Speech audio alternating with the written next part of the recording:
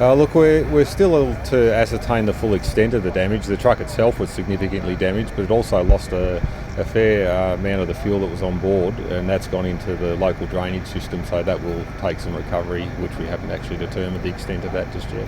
It's a pretty big crash.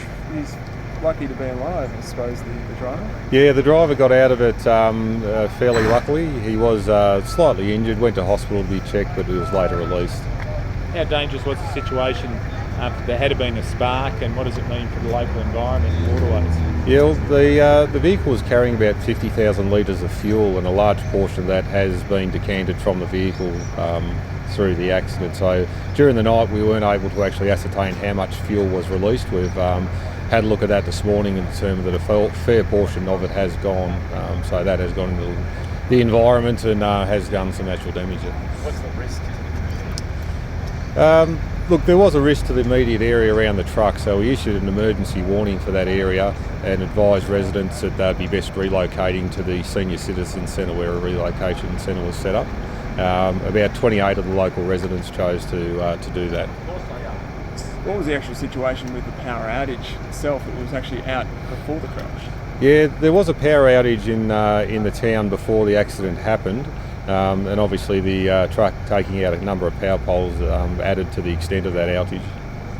So was the power out completely in the town before the truck hit the poles? I'm not aware of the full extent of the outage prior to the accident.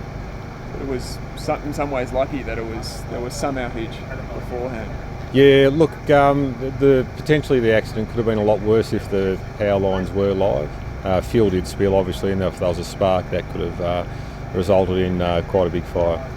Describe the process of the crews are going through now to clean up the damage? Look, it's a very long process. We've obviously got to make sure that that we take all the safety considerations into account before we make any decisions or any movements.